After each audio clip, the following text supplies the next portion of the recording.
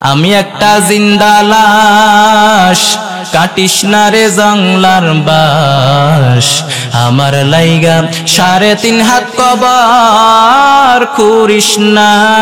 আমি পীড়িতের নলে পোড়া, মরার পরে আমায় পুরিস না।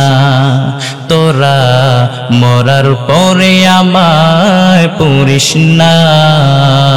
ইসলাম যে এত সুন্দর, আমার নবী যুবকদের জন্য এত সুন্দর সুন্দর বাণী শোনায় গেলেন। যুবক আজকে ইসলামে আইতে চায় না, গান বাজনা নিয়ে ব্যস্ত। আবার দেখবেন শোয়ার সময়, ঘুমানোর সময় কানের মধ্যে হিন্দি গানের তার লাগাইয়া নাক টেনে ঘুমায়। আছে না নাই? কি যে গান শোনে। আমি একটা জিন্দা লাশ, কাটিস না রে জংলার বাস। আমার লাইগা 3.5 হাত কবর খুঁড়িস না। আমি পীড়িতের নলে পোড়া, মরার পরে আমায় পুরিস না। তোরা মরার পরে আমায় পুরিস না। আছে না নাই? গানের প্রথম লাইনে বলতেছে তুই আমার কবর দিস না, এরপরে বলতেছে তুই আমার আগুনে পুরিস না। আচ্ছা বলেন তো, মুসলমান কি শ্মশানে নিয়ে আগুনে পুরে নাকি কবর দেয়? যেই গানের মধ্যে হিন্দিয়ানি কালচার আছে, যেই গানের মধ্যে হিন্দি সংস্কৃতি আছে, মুসলমান তো ওই সমস্ত গান গাইতে পারে না। যেই গান যুবকের যৌবনের জ্বর তুলে দেয়, ওই গান তো যুবকেরা গাইতে পারে না। যুবক তো গাইবে কোরআনের গান, ইসলামের গান। একদিন মাটির ভিতরে হবে ঘর রে মন আমার, কেন বান্ধো দালান ঘর। একদিন মাটির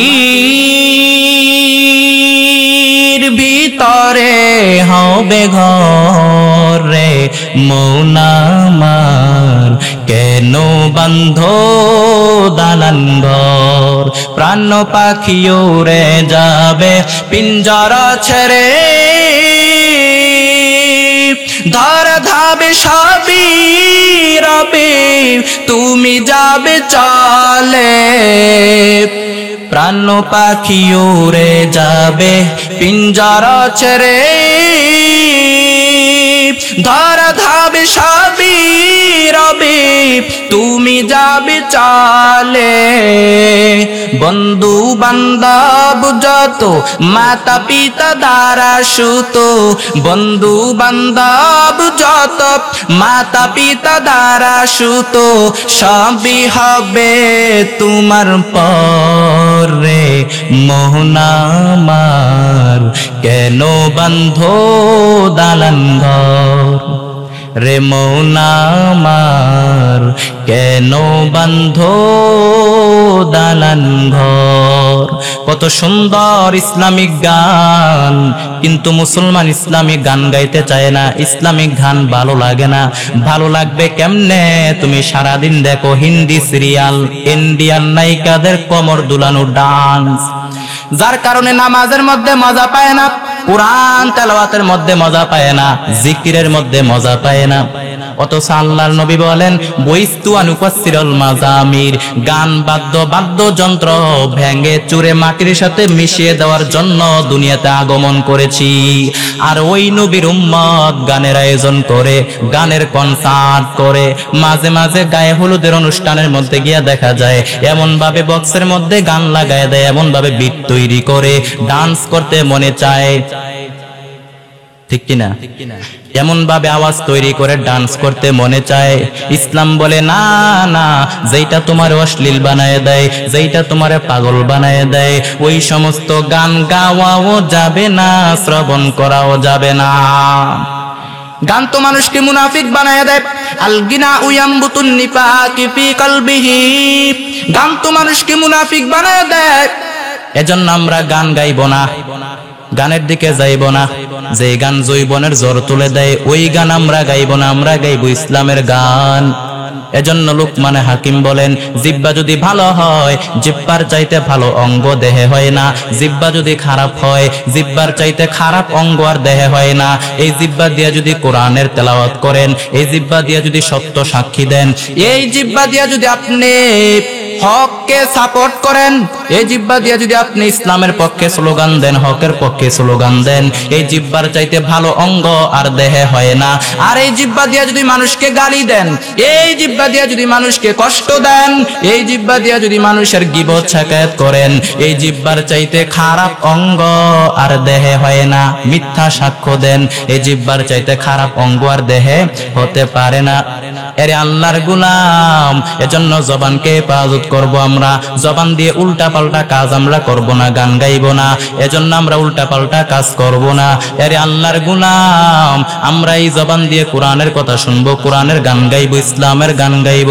মদিনার সবচেয়ে গরিব সাহাবীর নাম বেলাল রাদিয়াল্লাহু তাআলা আনহু। ওই বেলাল এত গরিব, টাকা নাই, পয়সা নাই, কোনো সম্পত্তি নাই, পরার মতো দেহে কোনো কাপড় নাই, শুধু লজ্জাস্থান ঢাকার মতো একটা লুঙ্গি ছিল, এছাড়া আর কিচ্ছু নাই। আমাদের শুধু লজ্জাস্থান ঢাকার মতো একটা লুঙ্গি আছে, আর কিছু নাই। এরকম মানুষ কে কে আছে? কেউ নাই। তার মানে আল্লাহ পাক আমাদেরকে অনেক দিয়েছেন। ওই বেলালকেও নবী ডাক দিয়া বললেন, আনফিকিয়া বেলাল, ও বেলাল তুমিও আল্লাহর রাস্তায় দান করো।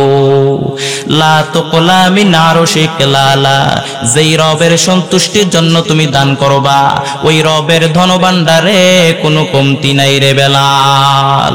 যেই বেলালের কিচ্ছু নাই, ওই বেলালকেও নবী ডাক দিয়া বললেন, বেলাল তুমিও আল্লাহর রাস্তায় দান করো, কিপটামি করিও না। যেই রবের সন্তুষ্টির জন্য তুমি দান করবা, ওই রবের ধনভাণ্ডারে কোনো কমতি নাই রে বেলাল। গোটা দুনিয়ার মানুষের সব চাহিদা পূরণ করে দিল, আমার আল্লাহর ধনভাণ্ডারের 1 ইঞ্চিও কমবে না রে বেলাল। এজন্য আল্লাহ তাআলা বলেন, আমার মুত্তাকিন বান্দাদের 1 নাম্বার বৈশিষ্ট্য হলো আল্লাযীনা ইউনফিকুনা ফিস-সাররাই ওয়াদ-দাররাই ওয়াল কাযিমিনাল গায়জ ওয়াল আফিনা আনিন নাস ওয়াল্লাহু ইউহিব্বুল মুহসিনিন। আল্লাহ তাআলা বলেন, আমার মুত্তাকিন বান্দাদের 1 নাম্বার বৈশিষ্ট্য হলো, আমার মুত্তাকিন বান্দারা সুখে দুঃখে আল্লাহর রাস্তায় দান করে। এজন্য দান করেন, বাড়ায় দিবেন কে? মাসালুল লাযীনা ইউনফিকুনা আমওয়ালাহুম ফি সাবিলিল্লাহি কামাসালি হাব্বা আমবাতাত 7 সানাবিলা ফি কুল্লি সুমবুলাতিন মিআতু হাব্বা ওয়াল্লাহু ইউদাঈফু লিমান ইয়াশা ওয়াল্লাহু ওয়াসিউন আলীম। আল্লাহর রাস্তায় দানের দৃষ্টান্ত হলো একটা চারা গাছের মতো। যেই চারা গাছ জমিনের মধ্যে রোপণ করে দিলে সেখান থেকে শীষ গজায় 7টা, সেখান থেকে শীষ গজায় 7টা। প্রতিটা শীষ থেকে জন্ম নেয় শত শস্য দানা, তার মানে 700। অর্থাৎ আপনি 1 টাকা দান করলে 700 গুণ বাড়ায় দিবেন কে? এজন্য দান করেন, বাড়ায় দিবেন কে? আল্লাহ তাআলা বলেন, আনফিকিয়া আদম উনফিক আলাই, হে বনি আদম দাও, উনফিক আলাই দিলে আমিও তোমারে দিব। তবে গোপনে দিলে ভালো হয়, প্রকাশ্যে দান করলেও আল্লাহ কবুল করেন, কিন্তু গোপনে দান করলে আল্লাহ বেশি খুশি হয়। আল্লাহর রাগ এবং ক্রোধ যদি আপনার উপরে থাকে, গোপন দান আল্লাহর রাগকে কমায় দেয়। কিয়ামতের দিন আরশের নিচে 7 শ্রেণীর ব্যক্তিকে ছায়া দেওয়া হবে। তার মধ্যে 1 শ্রেণীর মানুষ হলো তা যারা রাজুলুন তাসাদ্দাকা ফাখফাহা হাত্তা লা তা'লামা শিমালুহু মা তুনফিকু ইয়ামিনি। আরশের নিচে 7 শ্রেণীর ব্যক্তিকে ছায়া দেওয়া হবে। এর মধ্যে 1 শ্রেণীর মানুষ হলো যারা গোপনে দান করে। কিভাবে দান করে? ডান হাত কি দিয়েছে, বাম হাত টের পায় নাই। হাল্লাকা সিররুন ইনদাল্লাহ বাইনাকা আনতা ওয়া বাইনাল্লাহ, হাল্লাকা সাদাকাতুন তাখফা লা ইয়ালামুহা ইল্লাল্লাহ কিসাসুন লা তুখশাফু ইল্লা বিকিতাবিকা হিনা তারাল্লাহ মা আহরাকা বিহাযা আন ইয়াকবুরা কদরুকা ইনদাল্লাহ হাল্লাকা সিররুন ইনদাল্লাহ বাইনাকা আনতা ওয়া বাইনাল্লাহ হাল্লাকা সাদাকাতুন তাখফা লা ইয়ালামুহা ইল্লাল্লাহ হাল্লাকা সিররুন ইনদাল্লাহ তোমার আর তোমার রবের মাঝে এমন কোন গোপন কোন দান আছে নাকি যেটা তুমি আর তোমার রব ছাড়া কেউ দেখে নাই? ওই দানটা আল্লাহ পছন্দ করেন বেশি। কিয়ামতের দিন যারা দুনিয়ার জমিনে সচ্ছল এবং অসচ্ছল অবস্থায় দান করেছে, কিয়ামতের দিন তারা তাদের আমলনামা দেখে অবাক হয়ে যাবে আর আল্লাহকে ডাক দিয়ে বলবে, আল্লাহ দুনিয়ার জমিনে তো আমি এত পরিমাণ ভালো কাজ করি নাই, দুনিয়ার জমিনে তো এত পরিমাণ নেক কাজ আমি করি নাই, হয়তো তোমার ফেরেশতারা ভুল করে আরেকজনেরটা আমারে ধরাই দিছে। আল্লাহ বলবে, না না, আমার ফেরেশতারা কখনো ভুল করে না, তোমার আমলনামা তোমার হাতেই পৌঁছেছে। দানকারী বলবে, আল্লাহ দুনিয়ার জমিনে তো আমি এত পরিমাণ ভালো কাজ করি নাই, এত পরিমাণ নেক আমল করি নাই, কেমন করে এত আমলের পাহাড়? আল্লাহ তাআলা ডাক দিয়া বলবেন, ওই যে তুমি আমি আল্লাহর সন্তুষ্টির জন্য দান করেছিলে, তোমার এই ছোট্ট দানটাকে আমি আল্লাহ বড় করে উহুদ পাহাড়ের সমান করে তোমার আমলনামায় ঢুকায় দিয়েছি। কামাই রব্বি আহাদুকুম খুলুয়া, তোমরা যেমনই করে তোমাদের গাভীর বাছুর পালো, ঠিক তেমনই করে আমিও তোমার ওই দানটাকে পালছি, যেটা আমি আল্লাহর সন্তুষ্টির জন্য দিয়েছিলে। তোমার ওই দানটাকে, ছোট্ট দানটাকে পেলে পোষে বড় করে তোমার আমলনামায় উহুদ পাহাড়ের সমান করে তোমার আমলনামায় ঢুকায় দিয়েছি। এজন্য আল্লাহ তাআলা বলেন, আমার মুত্তাকিন বান্দাদের এক নাম্বার বৈশিষ্ট্য হলো আল্লাযীনা ইউনফিকুনা ফিস-সাররাই ওয়াদ-দাররাই ওয়াল কাযিমিনাল গায়যা ওয়াল আফিনা আনিন নাস ওয়াল্লাহু ইউহিব্বুল মুহসিনিন। আল্লাহ তাআলা বলেন, আমার মুত্তাকিন বান্দাদের এক নাম্বার বৈশিষ্ট্য হলো আমার মুত্তাকিন বান্দারা সুখে দুঃখে সব সময় দান করে। কার জন্য? এজন্য আমরা দান করব। এরপর আল্লাহ তাআলা বলেন, আমার মুত্তাকিন বান্দাদের দুই নাম্বার গুণ ওয়াল কাযিমিনাল গায়জ, আমার মুত্তাকিন বান্দারা তারা তাদের রাগকে হজম করে, রাগকে নিয়ন্ত্রণ করে, ক্রোধকে সংবরণ করে। রাগ, আমাদের অনেকের অনেক রাগ, রাগের সময় হিতাহিত জ্ঞান থাকে না। রাগ অনেক ভয়ঙ্কর, কারণ সে কি করে কি বলে সে নিজেও জানে না। পৃথিবীর প্রত্যেকটি মানুষই রাগী, কেউ কম কেউ বেশি। রাগ অনেকটা ঝড়ের মতো, ঝড় যেমনি করে একদিক থেকে এসে সবকিছু লন্ডভন্ড করে দিয়ে অন্য দিক দিয়ে চলে যায়, ঠিক তেমনি ভাবে রাগ যখন এসে যায় তখন বোঝা যায় না, কি যে করে ফেলে টের পাওয়া যায় না। আবার রাগ যখন চলে যায় তখন বলে, হায় রে আমি এটা কি করলাম, এটা কি করলাম আমি, ঠিক কিনা? এই রাগে মারামারি, এই রাগে সম্পর্কের অবনতি হয়, স্বামী স্ত্রী বিচ্ছেদ ঘটে, বাপ ছেলে মারামারি, বাপ কয় দেমু না তোরে কিচ্ছু দেমু না, ছেলে কয় দিবা নাকে, বাপ কয় দিলাম না তোরে, ছেলে কয় মারলাম তোমারে, বাপ কয় তেজ্য করলাম তোরে, ছেলে কয় কোপ দিলাম তোমারে, ঠিক কিনা? এজন্য আল্লাহ বলেন, আমার মুত্তাকিন বান্দাদের দুই নাম্বার গুণ হলো আমার মুত্তাকিন বান্দারা তারা তাদের রাগকে হজম করে, তারা অল্পতে রেগে যায় না, তারা তাদের রাগ কে কন্ট্রোল করতে জানে।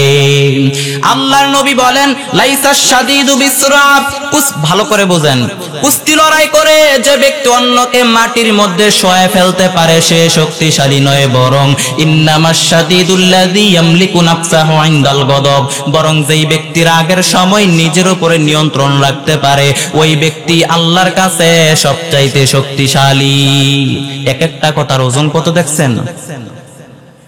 যে ব্যক্তি কুস্তি লড়াই করে অন্যকে মাটির মধ্যে শোয়ে ফেলতে পারে সে শক্তিশালী নয়, বরং যেই ব্যক্তি রাগের সময় নিজের উপরে নিয়ন্ত্রণ রাখতে পারে ওই ব্যক্তি সবচাইতে বেশি শক্তিশালী আল্লাহর কাছে। আরে আল্লাহর গোলাম, এজন্য আমরা রাগকে কন্ট্রোল করার চেষ্টা করব। এক সাহাবী এসে বললেন, ও পয়গম্বর, আউসিনি ইয়া রাসূলুল্লাহ, ও নবী আমাকে কিছু নসিহত করেন। আল্লাহর নবী বললেন, সাহাবী তুমি রেগে যেও না। সাহাবী বললেন, ও নবী আমারে আবার নসিহত করেন। আল্লাহর নবী বললেন, সাহাবী তুমি রেগে যেও না। সাহাবী বললেন, শুনলাম তো এটা আরেকটা কিছু কন। আল্লাহর নবী বললেন, সাহাবী তুমি রেগে যেও না। রদ্দাদা মিরারান, বারবার যখন সাহাবী নবীর কাছে নসিহত চাইলো, আমার নবী একটাই নসিহত করলেন, ও সাহাবী তুমি রেগে যেও না, কারণ রেগে গেলেন তো হেরে গেলেন। ওরা আপনাকে রাগাতে চাইবে, আপনি ঝগড়া করতে চান না, ওরা আপনার পায়ে পাড়া দিয়ে আপনাকে ঝগড়া নামাতে চাইবে, আপনাকে অস্থির করে দিতে চাইবে, আপনাকে পাগল বানায় দিতে চাইবে। কিন্তু ফর্মুলা আমাদের জানা আছে না নাই? আমরা কোরআন রচিত ফর্মুলায় চলবো, হাদিস রচিত ফর্মুলায় চলবো, কোন ব্যক্তির বানানো ফর্মুলায় আমরা চলি না। আরে আল্লাহর গোলাম, এজন্য রাগকে আমরা কন্ট্রোল করব। হযরত আনাস রাদিয়াল্লাহু তাআলা আনহু রাসূলের খাদেম ছিলেন।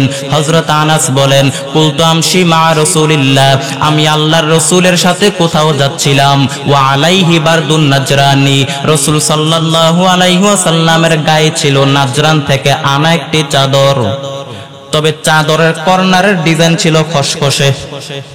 হঠাৎ করে এক বেদুইন এসে চাদর ধরে দিল টান। টান দেওয়াতে রসুলের ঘাড়ের চামড়া মুবারক ছিঁড়ে গিয়েছে। রসুল খুব ব্যথা পেয়েছেন। টান দিয়ে সে বলতেছে, হে মুহাম্মদ, মুররি মিম্মা আলিল্লাহ, বাইতুল মাল থেকে আমার কিছু সম্পদ দাও, আমার খাওয়ার মতো কিছু নাই, বাইতুল মাল থেকে আমার কিছু সম্পদ দাও, কিছু টাকা দাও। ভিক্ষা চাওয়ার স্টাইল দেখছেন? আসছে ভিক্ষা চাইতে, কিন্তু চাদর ধরে দিছে টান। টান দেওয়াতে রসুলের ঘাড়ের চামড়া মুবারক ছিঁড়ে গিয়েছে। রসুল খুব ব্যথা পেয়েছেন। ফালতাবাতা ইলাইহি রাসূলুল্লাহ, আল্লাহর নবী তার চেহারার দিকে তাকাইলেন। তাকানো মাত্র একটা মুস্কি হাসি দিয়া দিলেন। আর আমরা হইলে ধৈরা মায়ের কোবা শামসু। কিন্তু আল্লাহর নবী তার চেহারার দিকে তাকাইলেন, চেহারার দিকে তাকাই একটা মুস্কি হাসি দিয়ে দিলেন, আর বললেন, যাও বাইতুল মাল থেকে তার কিছু টাকা দিয়া দাও, কিছু সম্পদ দিয়া দাও। তার মানে আল্লাহর নবীর উপরে যত আক্রমণই আসতো না কেন, আল্লাহর নবীর উপরে যত আঘাতই আসতো না কেন, আমার নবী রেগে যাইতেন না। কিন্তু আল্লাহর জমিনে আল্লাহর বিধান যখন লঙ্ঘিত হতো, তখন আমার নবী রেগে যাইতেন। এক সাহাবী ডাক দিয়া বললেন, ও পয়গম্বর, আমাদের এলাকায় এমন এক ইমাম পাঠিয়েছেন, বড় বড় সূরা দিয়া নামাজ পড়ায়। ও নবী, আমরা কৃষক সাহাবী, ওই সাহাবীর পেছনে নামাজ পড়তে আমাদের খুব কষ্ট হয়, আমাদের খুব কষ্ট হয়। আল্লাহর নবী রেগে গেলেন, তাকে ডাকলেন, ডেকে ধমকাইলেন, আর ডাক দিয়া বললেন, খবরদার, ইসলামকে কঠিন করে দিও না, মানুষকে দিন থেকে ভাগিয়ে দিও না, ইসলামকে মানুষের সামনে উপস্থাপন করো। ইসলাম হলো সহজ, ইসলামের মধ্যে কোনো কাঠিন্য নাই। আমরা ইসলামকে কঠিন করে ফেলি। ফরজ লয়ে কোনো টেনশন নাই, নফল লয়ে মারামারি আছে না নাই? আরে আল্লাহর গোলাম, এজন্য ইসলামকে কঠিন করে দেওয়া যাবে না, ইসলামকে সহজ করে মানুষের সামনে উপস্থাপন করো। কারণ তোমার পেছনে অসুস্থ লোক থাকতে পারে, মুসাফির থাকতে পারে, এজন্য সুযোগ পাইয়াই কেরাত লম্বা করা যাবে না। তার মানে আল্লাহর নবীর উপরে যত আক্রমণে আসতো না কেন, যত আঘাতই আসতো না কেন, আমার নবী রেগে যাইতেন না। কিন্তু আল্লাহর জমিনে আল্লাহর বিধান যখন লঙ্ঘিত হতো, তখন আমার নবী রেগে যাইতেন। আল্লাহর নবীর জামানায় বনু মাখজুমিয়া গোত্রের এক নারী চুরিতে ধরা পড়ল। আল্লাহর নবীর জামানায় বনু মাখজুমিয়া গোত্রের এক নারী চুরিতে ধরা পড়ল। বড় সম্ভ্রান্ত পরিবারের মহিলা, বড় ধনাঢ্য মহিলা। এখন সাহাবায়ে কেরাম চিন্তা করলো, এখন যদি নবী কোরআনের আইন বাস্তবায়ন করতে গিয়া যদি ওই মহিলার হাত কেটে দেয়, তাহলে মদিনায় ঝামেলা হবে, মদিনায় মারামারি হবে, নতুন করে দাঙ্গা বাঁধবে। সব সাহাবায়ে কেরাম নবীকে ডাক দিয়া বললেন, ও পয়গম্বর, আপনি ওই মহিলার হাত কেটে দিয়েন না। ওই মহিলা বড় সম্ভ্রান্ত পরিবারের মহিলা, বড় ধনাঢ্য মহিলা। ওই মহিলার হাত কাটলে মদিনায় ঝামেলা হতে পারে, মদিনায় মারামারি হবে। ও নবী, ওই মহিলার হাত হাত কেটে দিয়েন না। এই কথা বলার সঙ্গে সঙ্গে আল্লাহর নবীর চেহারাটা রাগে লাল হয়ে গেল। আল্লাহর নবী ডাক দিয়া বললেন, সাহাবী কত বড় সাহস, এত বড় সাহস তোমাকে কে দিয়েছে?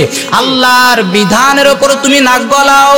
এর সাহাবী, এই আইনটা তো আমি নাজিল করি নাই, আরশের উপর থেকে আইনটা নাজিল করেছেন কে?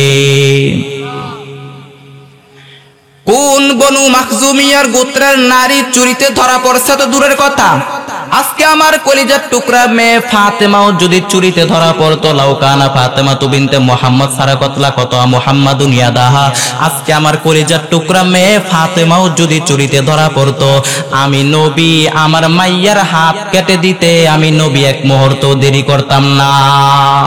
তার মানে আল্লাহর নবীর উপরে যত আক্রমণে আসতো না কেন, যত আঘাতে আসতো না কেন, আমার নবী রেগে যাইতেন না। কিন্তু আল্লাহর জমিনে আল্লাহর বিধান যখন লঙ্ঘিত যাইতো তখন আমার নবী রেগে যাইতেন। একবার হযরত আলী রাদিয়াল্লাহু তাআলা আনহুকে এবং ফাতেমাকে রাসূল ডাকতে গেলেন তাহাজ্জুদ পড়ার জন্য। দরজায় কড়া নাড়লেন, আলী ওঠো, ফাতেমা ওঠো। তা আলী বললেন, কিসের জন্য উঠবো? নবী বললেন, তাহাজ্জুদ পড়ার জন্য। তো হযরত আলী একটু কৌশল করে বললেন, ইয়া রাসূলুল্লাহ, আমাদের রূহ তো এখন আল্লাহর হাতে, আল্লাহ যখন রূহটা ফিরিয়ে দিবেন তখন ঠিকই উঠবো, পড়বো, তাহাজ্জুদ পড়বো, ঠিকই পড়বো, রূহটা ফিরে আসুক পড়বো। তো তিনি একটু কৌশল করলেন। আল্লাহর নবী এই কৌশলটাকে পছন্দ করলেন না। তিনি চাইছিলেন আমি ডাক দেওয়া মাত্রই যেন আলী উঠে যায়। আল্লাহর নবী রেগে গেলেন, রাগে নিজের রানের উপরে থাপড়াইতে লাগলেন আর বলতে লাগলেন, ওয়া কানাল ইনসানু আকসার শাইইন জাদালা, হায়রে মানুষ কত ঝগড়া করতে জানে, মানুষ কত তর্ক করতে জানে, নিজের রানের উপরে নিজের ঝাল মিটায়। তার মানে আল্লাহর জমিনে আমার নবীর উপরে যত আক্রমণে আসতো না কেন, আমার নবীর উপরে উটের পর্চা নারী বুড়ি চাপাই দিলেও আমার নবী রেগে যাইতেন না। কিন্তু আল্লাহর জমিনে আল্লাহর বিধান যখন লঙ্ঘিত হতো, আল্লাহর আইন যখন লঙ্ঘিত হয়ে যাইত, তখন আমার নবী রেগে যাইতেন। ঠিক কিনা? উল্টা পাল্টা রাগ করা যাবে না। এজন্য রাগটাকে আমরা ইসলামের পক্ষে কাজে লাগাবো। এখন আসেন কিভাবে রাগ কমানো যায়, জানার দরকার আছে না নাই? রাগ কমানোর পদ্ধতি চারটি। কয়টি পদ্ধতি? এক নাম্বার পদ্ধতি, দুইজন সাহাবী রাসূলের সামনে ঝগড়া লাগলেন, কথার পিঠে কথা, কথার নাম লতা। এক সাহাবী কথা বলতে বলতে রেগে মেগে আগুন, মারামারির জন্য উদ্যত হলেন।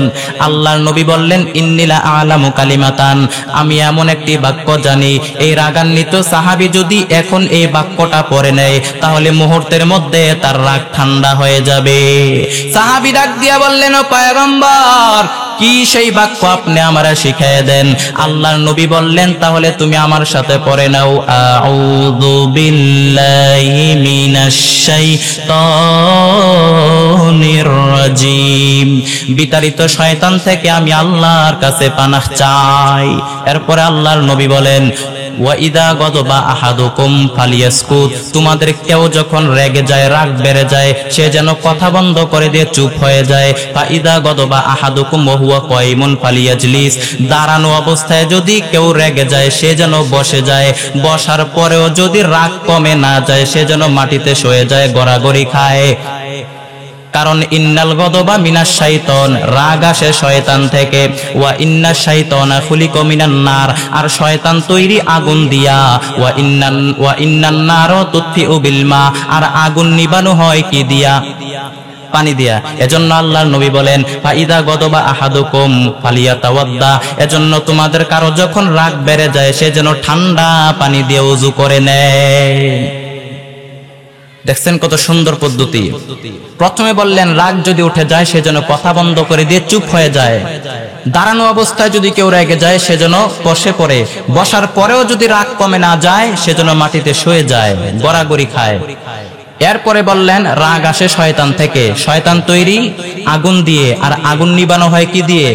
পানি দিয়ে। এজন্য আল্লাহর নবী বলেন, ফাইদা গদবা আহাদুকুম ফালিয়াতাওয়াদ্দা, তোমাদের কারো যখন রাগ বেড়ে যায় সে যেন কথা বন্ধ, সে যেন ঠান্ডা পানি দিয়ে ওযু করে নেয়। তার মানে রাগ কমানোর পদ্ধতি কয়টি? চারটি পদ্ধতি। এক নাম্বার পদ্ধতি কি? আউযু বিল্লাহি মিনাশ শাইতানির রাজিম। এরপরে 2 নাম্বার পদ্ধতি হলো কথা বন্ধ করে দিয়ে চুপ হয়ে যাওয়া। 3 নাম্বার পদ্ধতি হলো বসে যাওয়া বা শুয়ে পড়া। 4 নাম্বার পদ্ধতি কি? ঠান্ডা পানি দিয়ে ওযু করা। এই 4টি পদ্ধতিতে যদি আপনি আপনার রাগ কমাইতে চান, আপনার রাগ কমাই দিবেন কে? এজন্য আল্লাহ তাআলা বলেন আমার মুত্তাকিন বান্দাদের 2 নাম্বার গুণ, ওয়াল্লাযীনা ইউনফিকুনা ফিস সাররাই ওয়াদ-দাররাই ওয়াল কাযিমিনাল গায়জ। আমার মুত্তাকিন বান্দাদের 2 নাম্বার গুণ হলো আমার মুত্তাকিন বান্দারা তারা তাদের রাগকে হজম করতে জানে, তারা অল্পতে রেগে যায় না, তারা তাদের রাগকে কন্ট্রোল করতে জানে। এজন্য আমরা রাগকে কন্ট্রোল করব, বলেন আমিন। এরপর আল্লাহ তাআলা বলেন আমার মুত্তাকিন বান্দাদের 3 নাম্বার গুণ, ওয়াল-আফিনা আনিন নাস। আমার মুত্তাকিন বান্দারা মানুষকে maaf করে দেয়। আসলে আমরা maaf করতে চাই না, আমরা শুধু রাগ দেখাই। কিন্তু ভাই আপনি যদি মুত্তাকিন বান্দা হতে চান তাহলে মানুষকে maaf করতে হবে। আল্লাহ পাক রব্বুল আলামিন আমাদেরকে maaf করেন, আমরা কি চাই? তাহলে নিজেরা আগে নিজেদেরকে ক্ষমা করতে হবে। ক্ষমা পেতে হলে ক্ষমা করা লাগবে। মা যাদাল্লাহু আবদান বিআফুইন ইল্লা আযযা। কোন বান্দা যদি অন্য কোন বান্দাকে maaf করে দেয়, আমার আল্লাহ তার সম্মান আরো বাড়ায়া দেয়। ওয়া তাকবিরু ফা ইন্নাল্লাহা গফুরুর রহিম। তুমি যদি অন্যের ভুল ত্রুটি ক্ষমা করে দাও, তোমার ভুল ত্রুটিও maaf করে দিবেন কে? এজন্য মানুষকে maaf করে দেন, নিজেও আল্লাহর কাছে ক্ষমা চান। আল্লাহুম্মা ইন্নাকা আফুউন কারীম। আয় আল্লাহ তুমি ক্ষমাশীল, তুহিব্বুল আফওয়া, তুমি ক্ষমা করাকে ভালোবাসো। ফাআফু আন্না, আমাদের সবাইকে maaf করে দেন। এজন্য আল্লাহর কাছে ক্ষমা চান, আমাদেরকে maaf করে দিবেন কে? এজন্য আমরা আল্লাহর কাছে ক্ষমা চাইব। যারা আল্লাহর কাছে ক্ষমা চায় আমার আল্লাহ তাদেরকে ক্ষমা করে দেয়। ক্ষমা করার মালিক কে? ক্ষমা করার মালিক একমাত্র আমার আল্লাহ। এজন্য ক্ষমা পেতে হলে ক্ষমা করা লাগবে।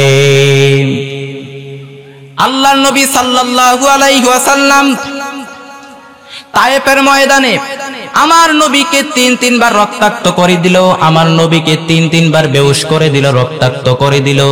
তারপর আমার নবী কিছু বলেন নাই, কিছু করেন নাই। মক্কার কাফের বেঈমানরা আমার নবীর উপরে এত আক্রমণ করলো। মক্কা বিজয়ের পর সমস্ত কাফের বেঈমানরা আমার নবীর পায়ের সামনে বসে থরথর করে যখন কাঁপছিল, তখন তারা ভেবেছিল আমরা মুহাম্মদের সাথে যেই কঠিন অমানবিক আচরণ করেছি, মুহাম্মদ মনে হয় আমাদের সাথে ঠিক তেমন আচরণ করবে, ঠিক তেমন আচরণ করবে। কিন্তু আল্লাহর নবী এরকম তাদের মক্কার কাফের বেঈমান মুশরিকদের এমন অবস্থা দেখে আল্লাহর নবী ঘোষণা দিয়ে দিলেন, আজকে তোমাদের কারোর প্রতি আমার কোনো রাগ নাই, আজকে তোমাদের কারোর প্রতি আমার কোনো ক্ষোভ নাই, আজকে তোমাদের কারোর প্রতি আমার কোনো রাগ নাই, কোনো প্রতিশোধ নাই। ইযহাবু ফাআনতুমুত তুলাকা, আমি তোমাদের সবাইকে স্বাধীন করে দিলাম, তোমাদের সবাইকে আমি maaf করে দিলাম। ঐতিহাসিকরা অবাক হয়েছে আল্লাহর নবী সাল্লাল্লাহু আলাইহি ওয়াসাল্লামের এই বিশাল দিল দরিয়া দেখে। ঐতিহাসিকরা অবাক হয়েছে, তারা বলতে বাধ্য হয়েছে পৃথিবীর ইতিহাসে এরকম ক্ষমার নজির আজ পর্যন্ত দ্বিতীয় কেউ দেখাতে পারে নাই। আল্লাহু আকবার বলেন। আরে আল্লাহর গোলাম, আমার নবীর মতো এরকম ক্ষমার নজির কেউ দেখাতে পারে নাই। এজন্য আল্লাহ তাআলা বলেন আমার মুত্তাকিন বান্দাদের 3 নাম্বার বৈশিষ্ট্য হলো ওয়াল আফিনা আনিন নাস। আমার মুত্তাকিন বান্দারা মানুষকে maaf করে দেয়, তারা কারো ব্যাপারে হৃদয়ে কোনো রাগ ক্ষোভ অন্তরে পোষে রাখে না, তারা মানুষকে maaf করে দেয়। যারা maaf করে দেয় তারা অনেক ভালো থাকে জানেন। গবেষকরা গবেষণা করে বলেছেন, যারা মানুষকে মাফ করতে পারে না, ক্ষমা করতে পারে না, তাদের রোগ বালাই বেশি, তাদের কষ্ট বেশি, তাদের হার্ট অ্যাটাক করার মতো রোগ বেশি। আর যারা মানুষকে মাফ করে দেয়, ক্ষমা করে দেয়, তারা অনেক শান্তিতে থাকতে পারে, ভালো থাকতে পারে। এজন্য আমরা মানুষকে মাফ করে দিব, আমাদেরকেও মাফ করে দিবেন কে? আরে আল্লাহর গোলাম। এজন্য আল্লাহ তাআলা বলেন, আমার মুত্তাকিন বান্দাদের 3 নাম্বার বৈশিষ্ট্য হলো, আমার মুত্তাকিন বান্দারা মানুষকে মাফ করে দেয়, তারা কারো ব্যাপারে অন্তরে কোনো রাগ ক্ষোভ অন্তরে পোষে রাখে না, তারা মানুষকে মাফ করে দেয়।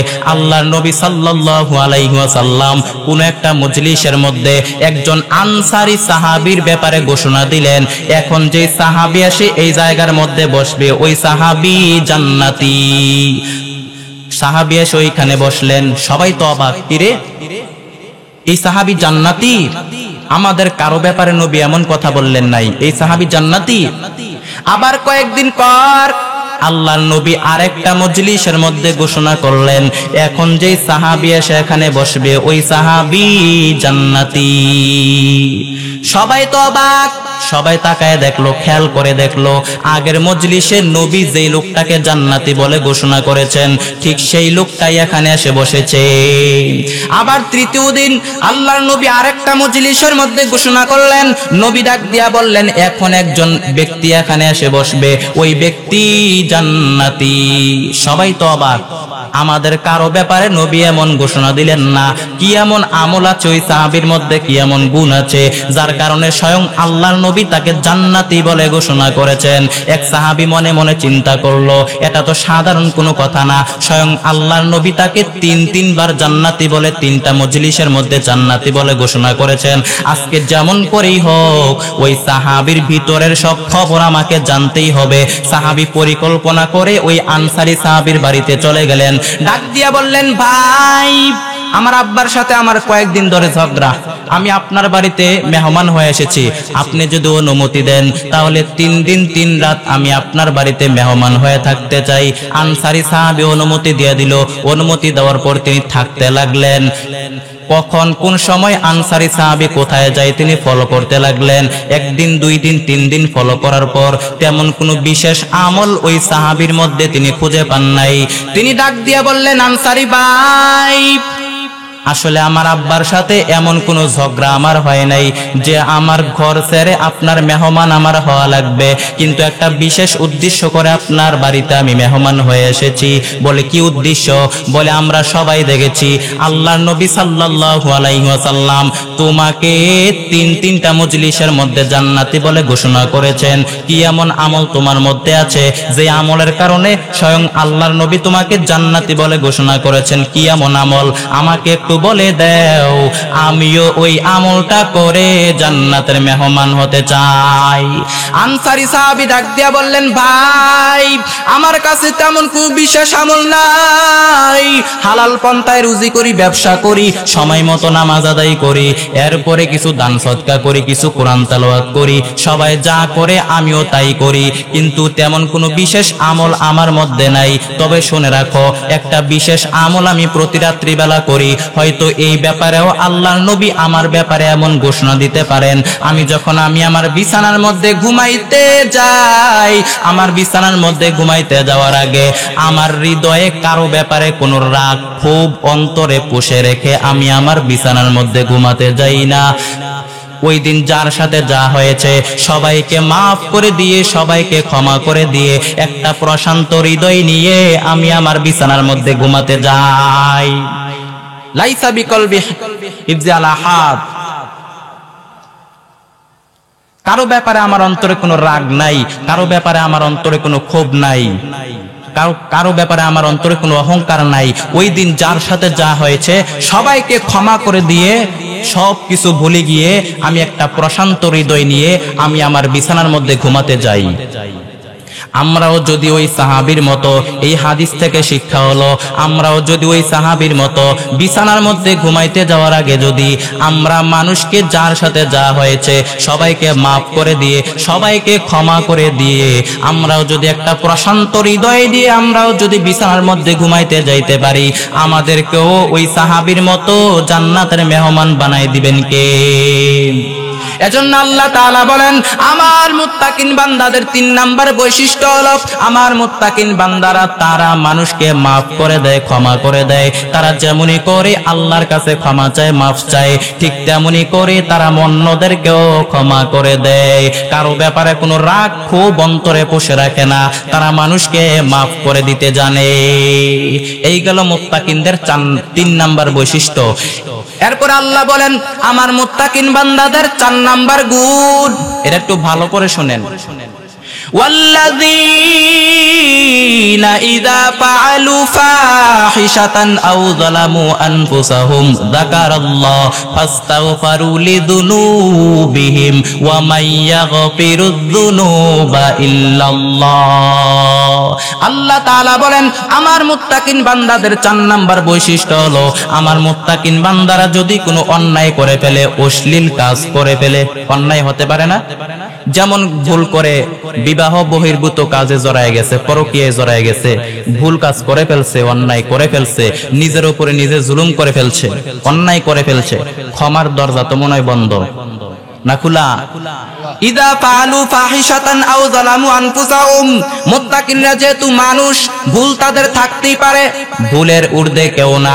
ঠিক তেমনি ভাবে মুত্তাকিনরা যদি কোনো পাপ করে ফেলে, অন্যায় করে ফেলে, অশ্লীল কাজ করে ফেলে, তারা তাদের ভুলের জন্য যাকারাল্লাহ, স্মরণ হওয়া মাত্র তারা আল্লাহকে স্মরণ করে, তারা তাদের পাপ কাজের জন্য আল্লাহর কাছে অনুতপ্ত হয়। তার মানে মুত্তাকিন বান্দাদের 4 নাম্বার বৈশিষ্ট্য হলো, মুত্তাকিন বান্দারা যদি কোনো অন্যায় কাজ করে ফেলে, স্মরণ হওয়া মাত্র আল্লাহর কাছে তওবা করে নেয়। কারণ মুত্তাকিন বান্দারা জানে, ওয়া মাইয়া গফিরুয যুনুবা ইল্লাল্লাহ, আল্লাহ ছাড়া গুনাহ ক্ষমা করার কেউ নাই।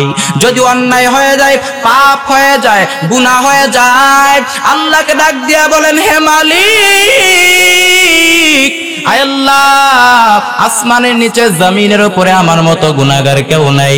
আয় আল্লাহ, তুমি ছাড়া তোমার গোলামের কোনো অভাব, তোমার গোলামের কোনো অভাব নাই, আমি ছাড়া তোমার গোলামের কোনো অভাব নাই, কিন্তু তুমি ছাড়া দুনিয়াতে আমার কেউ নাই। দুনিয়ার কারো কাছে কিছু চাইলাম, পাইলাম না, অন্যের কাছে গিয়া চাওয়া যায়, অন্যের কাছে গিয়া হাত পাতা যায়, কিন্তু আল্লাহর কাছে যদি কিছু চান, তিনি যদি ফিরায় দেয়, অন্যের কাছে চাওয়ার কোনো সুযোগ আছে নাকি?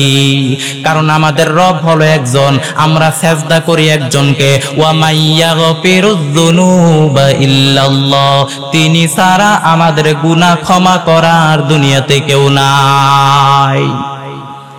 এরপর আল্লাহ তাআলা বলেন, আমার মুত্তাকিন বান্দাদের 5 নাম্বার গুণ। কয় নাম্বার গুণ? 5 নাম্বার গুণ, ওয়ালাম ইয়াসিররু আলা মা ফাআলু ওয়া হুম ইয়ালামুন। আল্লাহ তাআলা বলেন, আমার মুত্তাকিন বান্দাদের 5 নাম্বার বৈশিষ্ট্য হলো, আমার মুত্তাকিন বান্দারা জেনে শুনে যদি পাপ কাজ করে ফেলে, ওইটা বারবার করে না।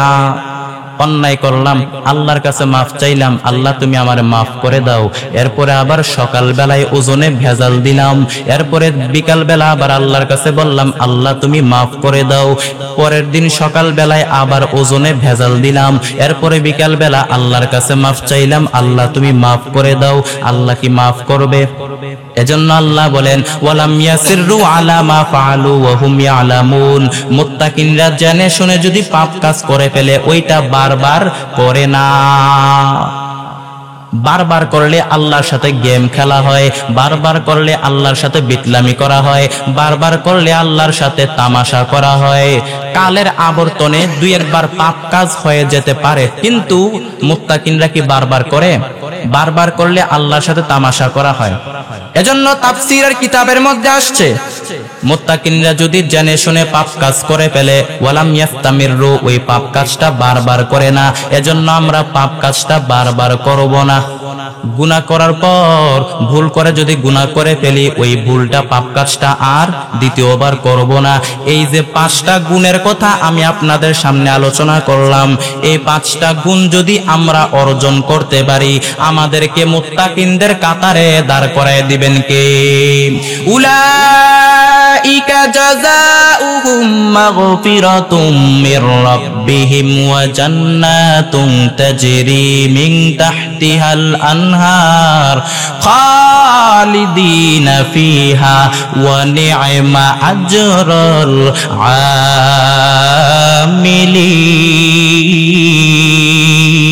আমিলিন। আল্লাহ তাআলা বলেন, আমার মুত্তাকিন বান্দাদের এই 5টা গুণ যদি কারো মধ্যে থাকে, আমি আল্লাহ তাকে ক্ষমাও করে দিব, জান্নাতও দিয়া দিব। এই 5টা গুণ যদি কারো অন্তরে থাকে, আল্লাহ তাকে ক্ষমাও করে দিবেন, জান্নাতও দিয়া দিবেন। এজন্য ডানে যাব না বামে যাব? ডানে আছে আল্লাহর ক্ষমা এবং জান্নাত, বামে আছে আল্লাহর রাগ এবং জাহান্নাম। আপনার সিদ্ধান্ত, আপনি কি ডান দিকে যাইবেন না বাম দিকে যাইবেন? ডান দিকে যদি যান পাইবেন আল্লাহর ক্ষমা এবং জান্নাত, বাম দিকে যদি যান মাইর আছে না নাই? এজন্য ডান দিকে যাব, তাইলে পাইব আল্লাহর ক্ষমা এবং জান্নাত। আর তাহলে ক্ষমা এবং জান্নাত পাইতে হলে 5টা কাজ করতে হবে। কয়টা কাজ? 1 নম্বরে কি বলছিলাম? 1 নাম্বার ইনফিকুনা ফিস-সাররা ওয়াদ-দাররা, সুখে দুঃখে আল্লাহর রাস্তায় দান করা লাগবে। 2 নাম্বার ওয়াল কাযিমিনাল গায়জ, রাগকে হজম করা লাগবে। 3 নাম্বার ওয়াল আফিনা আনিন নাস, মানুষকে maaf করে দিতে হবে। 4 নাম্বার পাপ কাজ হয়ে গেলে আল্লাহর কাছে তওবা করা লাগবে। 5 নাম্বার ওই পাপ কাজ বারবার করা যাবে না।